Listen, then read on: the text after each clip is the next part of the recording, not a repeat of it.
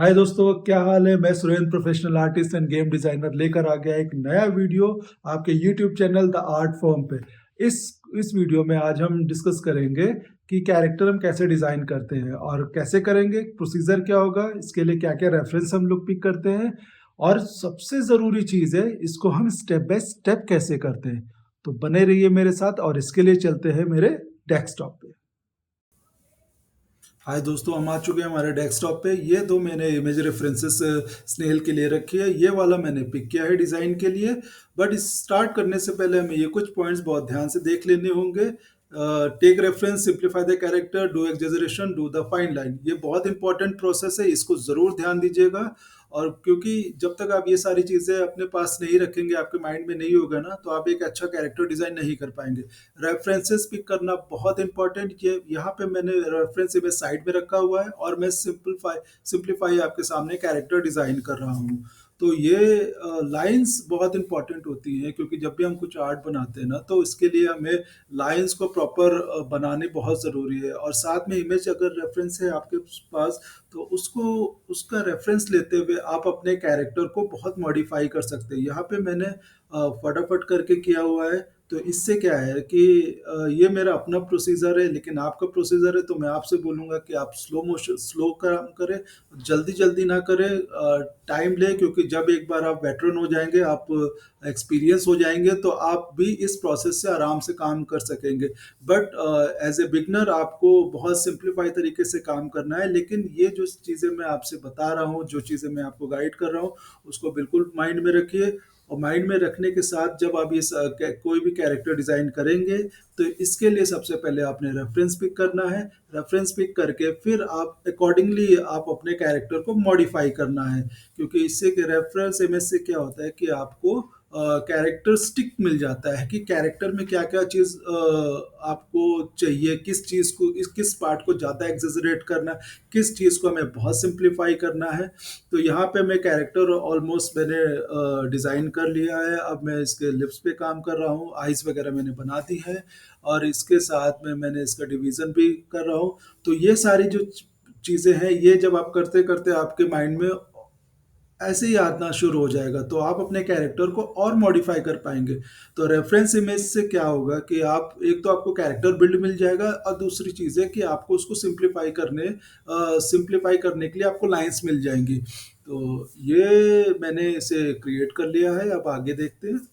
इसको मैंने क्या किया है कि इसको मैंने थोड़ा सा छोटा किया, क्योंकि उसका पीछे का एरिया काफ़ी बड़ा लग रहा, छोटा लग रहा था। तो मैंने उसको कैरेक्टर को छोटा करके मैंने इधर रख दिया। अब इसकी मैंने एक कॉपी बना ली है, इसकी ओपेसिटी कम कर ली। ओपेसिटी क्यों कम की है मैंने लास्ट वीडियोस में बताया, जाके देखिए और समझिए मैंने ये ओपेसिटी में क्यों कम करता हूँ। तो ओपेसिटी कम करके अब मैं पेन टूल की हेल्प से अब मैं पाथ क्रिएट करूँगा, जिससे मैं इसमें कलर फिल कर सकूँ। ये मैं पाथ बना रहा हूँ। ये ऑलमोस्ट मैंने एक सेक्शन कंप्लीट कर लिया है। बार बार एक्चुअल में जब तक आपको लाइंस परफेक्ट नहीं मिलती ना पेन टूल में, उसके बाद भी आप चीज़ों को रिट्राई करते रहिए, जब तक आपको परफेक्ट कर्व या जैसे आप चाहते हैं वैसा ना कर लें। तो सिलेक्शन के लिए मैंने आपको पहले ही बताया है कि पेन टूल से पहले आपको पाथ बनाना है, सिलेक्शन के लिए आपको कंट्रोल एंटर प्रेस करना है, और फिल करने के लिए फिर ऑल्ट डिलीट करना है। तो यहाँ पे ये मैंने शेप्स देने शुरू कर दिए। अब मैं आइस आइस पे काम कर रहा हूँ। ये शेप भी मैंने दे दिया है। अब दूसरे पे काम कर लेता हूँ। इससे भी मैंने शेप दे दिया है। तो ठीक है, ये अब आई बॉल पे काम कर लेते हैं। आई बॉल मैंने बना दी है, ये भी कर दिया। ठीक। अब इसके अंदर आई डॉट्स डाल देता हूँ मैं। ठीक है, आई डॉट्स भी मैंने डाल दिए। परफेक्ट। अब यहाँ पे मैं इसके हम पे काम कर लेता हूँ, शेल पे काम कर लेता हूँ। इसका भी सिलेक्शन बना लिया। सेम प्रोसीजर से आपको कलर फिल करना है। कलर मैंने फिल कर दिया है। अब इसके अब थोड़ा सा एरिया मुझे डिफरेंट करना है। तो इसका जो बेली पार्ट है उसको मैंने yellow colour light yellow colour दिया हुआ है ताकि कंट्रास्ट बैठ जाए, कंट्रास्ट हो जाए आर्ट में हमारे। तो ये मैंने पैचेस दे दिए हैं, मैंने रफली दिए हुए हैं। इसको मैं बाद में फाइन ट्यून करूँगा। लेयर सेलेक्ट जरूर करते रहिएगा। लेयर हर एक सेक्शन को आप डिफरेंट लेयर पे करिएगा, क्योंकि जब आप डिफरेंट लेयर पे करेंगे तो जब भी आपको एडिट करना होगा ना, तो इसलिए आप उसे एडिट कर लेंगे। ये मैंने पूरे को क्लब करके इसका ग्रुप बनाया, इसकी कॉपी बनाई, और इसके बाद इसको मैंने डार्क ग्रे कलर दे दिया है। अब डिस्टॉर्टेड टूल से मैंने इसको थोड़ा सा शेडो काइंड ऑफ शेप दिया है। तो ये बिल्कुल आप करिएगा, ये शैडो बनाना थोड़ा इजी हो जाएगा। ये भी एक प्रोसेस है, ये भी बताऊंगा इसको कैसे करेंगे। तो अभी ये ये हो गया। अब इसके बाद ये हमारा हो गया सेकंड स्टेप। फर्स्ट स्टेप पे मैंने कलर किया, सॉरी, फर्स्ट स्टेप पे मैंने स्केच बनाया, सेकंड पे मैंने कलर फिल कर लिया। अब थर्ड हम इसकी एक और कॉपी बनाएंगे। अब इस पे हम हल्की फुल्की शेडिंग देना शुरू करेंगे। बेसिकली इसके जो डिटेल्स है उसको हम डालना शुरू करेंगे। तो शुरू कर लेते हैं। ये मैंने ब्रश सेलेक्ट किया, थोड़ा सा कलर फिल करना शुरू कर दिया। बिल्कुल लाइट कलर से आप शुरू करिएगा और धीरे धीरे डार्कर टोन पे जाइएगा। आप देख रहे हैं मैंने डिटेल देनी शुरू कर दी है। थोड़ा सा लाइट, पहले थोड़ा सा डार्क डाला, अब मैं थोड़ा सा लाइट डाल के थोड़ी सी हाईलाइट्स डाल रहा हूँ। तो यही प्रोसेस आपने भी करना है, और हर एक चीज़ को आपको एक अलग लेयर पे बनानी है। अलग लेयर पे बनाने का पर्पस ही यही होता है कि हम अपने आर्ट को ईजिली एडिट कर पाए। अब देखिए, थोड़ा बॉडी पार्ट के लोअर पार्ट पे मैंने थोड़ा सा डार्क शेड देना शुरू कर दिया है। आप देखते रहिए, और इस चीज़ को बिल्कुल प्रोसेस प्रोसेस में अपने लाइए कि जब भी आप अपने डेस्कटॉप पे बैठे या मैनुअली भी काम कर रहे हैं, तो हर एक चीज़ को अगर आप मैनुअली कर रहे हैं तो ऑब्वियसली आप लेयर्स पे काम नहीं कर पाएंगे। तो लेकिन फिर भी आप ट्राई करिए कि जब भी आप प्रोसीजर कुछ भी आप आर्ट बना रहे हैं, कुछ भी प्रोसीड कर रहे हैं, तो उसको लाइटर वे से शुरू करें, फिर डार्कर वर्जन की हो जाए। अदरवाइज क्या होगा कि जब आप डार्क करना शुरू कर देंगे ना, तो फिर आप लाइट नहीं कर पाएंगे। डार्क को लाइट करना इजी है, बट डार्क को लाइट करना बहुत डिफिकल्ट है। तो स्पेशली मैनुअल में तो ऑलमोस्ट ये इम्पॉसिबल काइंड ऑफ थिंग हो जाती है। तो डेस्कटॉप पे तो फिर भी इजी है कि हम फोटोशॉप में इसको अपने हिसाब से इसका कलर चेंज कर सकते हैं सैचुरेशन के थ्रू, और या कर्व के थ्रू हम उसको थोड़ा लाइट कर सकते हैं। तो लेकिन अगर आप मैनुअली करें तो बिल्कुल सिंपल वे में जाएं, लाइट टू डार्क की ओर जाएं। तो अब यहाँ पे मैंने अपना एक थर्ड पार्ट और फोर्थ पार्ट और क्रिएट कर दिया है कॉपी बना के।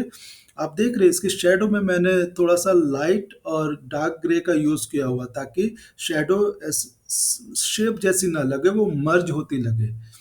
तो यहाँ पे मैं अब इसके शेल पे काम करना, डिटेल डालना शुरू कर दिया है मैंने। अब मैंने पेन टूल की हेल्प से मैंने इसके जो कर्व्स हैं उसको मार्क कर लिया है, फिल कर दिया है, कलर फिल कर दिया है। अब अपर के पार्ट के जो इसके ब्रेक्स हैं उन पे भी काम कर रहा हूँ। इन पे भी मैं लाइंस डाल देता हूँ, डार्कर लाइन डाल देता हूँ। तो धीरे धीरे धीरे चीज़ें आपने करनी है, बहुत फास्ट नहीं जाना है, बहुत जल्दी नहीं करनी है। क्योंकि जल्दी करेंगे तो ऑब्वियसली आपकी आर्ट खराब हो जाएगी। टाइम दीजिए। अगर आपको लगता है कि अभी अच्छा नहीं लग रहा है, या वो मज़ा नहीं आ रहा, वो लाइंस नहीं आ रही, वो कलर नहीं आ रहा, तो आप आर्ट को थोड़ी देर के लिए रिलैक्स छोड़ दीजिए। उससे क्या होगा, आपका माइंड रिलैक्स होगा, और उसके बाद आज जब आप उसे कपल ऑफ टाइम देखेंगे तो आपको और उसमें चीज़ें समझ में आएंगी कि यार हाँ, यहाँ पे मैं और चीज़ें इम्प्लीमेंट कर सकता हूँ। तो वो इम्प्लीमेंट आपने करना है। तो शेल पे यहाँ पे मैंने ऑलमोस्ट इसकी मैंने डिटेल पूरी फाइनल कर दी है। अब बेली पार्ट की भी जो डिटेल्स है उनको भी मैंने फाइनल कर दिया है, उसके लाइंस भी खींच दिया है। अब इसके बाद हम बस थोड़ा सा और डिटेल देना शुरू करेंगे। ये हमारा फोर्थ स्टेप है। इसके बाद हम फाइनल स्टेप की ओर प्रोसीड करेंगे, जो जो कि हमारा आर्ट पूरा उसमें फाइनल होगा। तो अभी हमने जितनी भी डिटेल्स देनी है, अब मिड लेवल की डिटेल्स हम यहाँ पे दे रहे हैं। फाइन ट्यून हम अपने नेक्स्ट लेवल में करेंगे। तो ये मैंने लाइट वर्जन दे दिया, यहाँ पे थोड़ा सा लाइट दिया है। मैं बार बार कहता हूँ कि आर्ट हमेशा देखने से आएगी। अब मैं जितना भी बोलूँगा वो आपके लिए प्लस है, बट जब आप उसे और बारीकी से देखेंगे तो आप अपने हिसाब से उसको एनालाइज़ करेंगे। आपको अपने अकॉर्डिंग उसे समझ में आएगा कि मुझे और क्या-क्या चीज़ अकॉर्डिंग टू आपके उसे कितना और मॉडिफ़ाई करना है और कैसे करना है। तो क्योंकि मैं तो मल्टीपल टाइम पे आर्ट को अपना देखता हूँ और उसमें चेंजेस करता हूँ, क्योंकि ये प्रोसीजर ही है कि अगर आप एक बार में बनाने बैठेंगे तो ऑब्वियसली वो चीज़ें नहीं आएँगी। तो बेस्ट पार्ट क्या है कि आप अपने आर्ट को थोड़ा टाइम दें, देखें और फिर उस पे काम करें। तो ये मैंने कर दिया है। हाँ, अब मैं बेली पार्ट पे काम थोड़ा-सा शेड दे देता हूँ।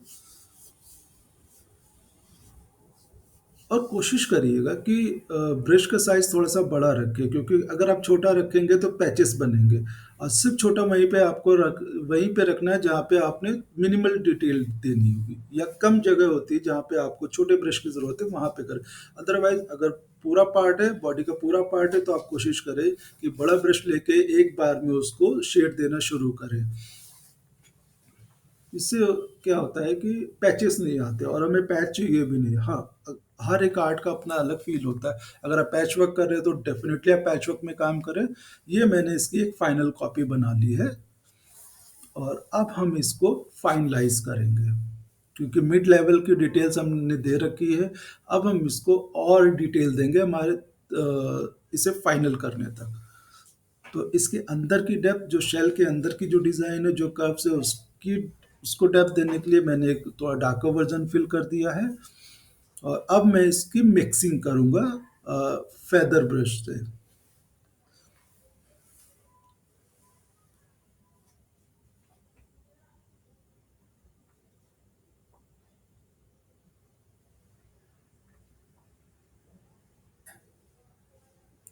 ये मैं मिक्स कर रहा हूँ।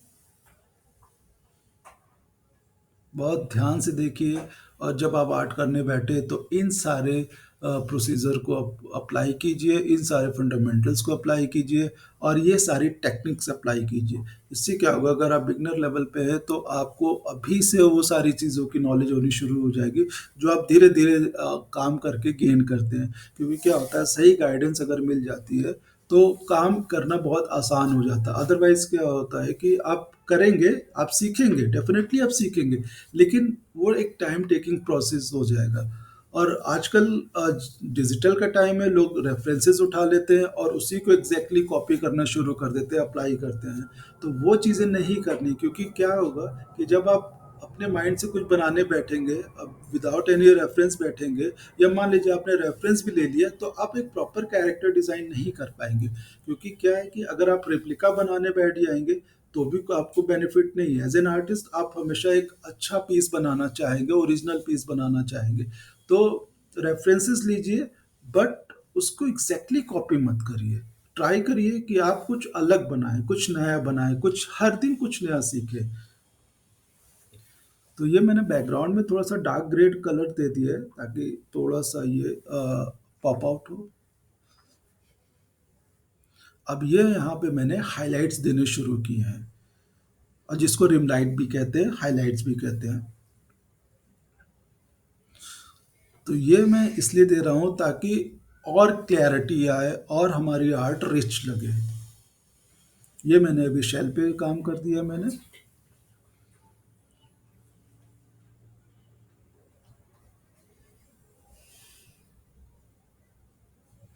ये मैंने शेल के अपर पार्ट पे थोड़ा-सा और शेड डाला है।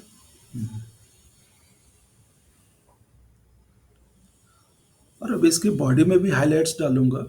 पहले मैं शेल का कंप्लीट कर लूँ, अब इसके बाद बॉडी पार्ट को। तो अपने आर्ट को छोटा और बड़ा करके ज़रूर देखते रहिए। छोटा करेंगे तो आपको डिटेल समझ में आएगी कि आपने कितनी डिटेल डाली है और कितनी आपको और रिक्वायरमेंट है, और बड़ा करने से आपको अपनी मिस्टेक्स पता चलती हैं कि कहाँ पे क्या चीज़ें मिस्टेक्स हो रही हैं। तो क्या होता है कि इससे आप अपने आर्ट को और रिफ़ाइन कर सकते हैं और बेहतर बना सकते हैं। तो अभी मैंने माउथ के अपर पार्ट पे मैंने हाइलाइट्स देने शुरू कर दिए हैं। इसके साइड्स पे दे रहा हूँ। बहुत हल्का करना है आपको, बहुत फ़ास्ट नहीं जाना है, बहुत तेज़ नहीं करना है। आराम से चलिए, आर्ट टाइम टेकिंग प्रोसेस है, और ये इसको जितना आप आराम से करेंगे उतना अच्छा आप आर्ट बनाएंगे, उतना अच्छा आप गेन करेंगे। तो जल्दी एक्चुअल में क्या होता है कि हमें जल्दी जल्दी बनाना है, लेकिन हमें क्यों बनाना है जल्दी? क्योंकि अगर आप कोई किसी क्लाइंट के लिए बना रहे हैं, वो आपकी डेडलाइन है उसके अकॉर्डिंग बना रहे हैं, तो वो इट्स अ डिफरेंट थिंग। लेकिन अगर आप आर्ट्स प्रैक्टिस के लिए बना रहे हैं या अपने लिए बना रहे हैं, तो आप पूरा टाइम लीजिए, तब तक लीजिए जब तक आप सेटिस्फाइड ना हो जाए अपने आर्ट से।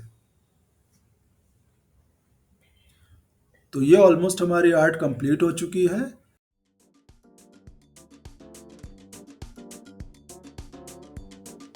तो दोस्तों, ये था हमारा स्टेप बाय स्टेप प्रोसेस।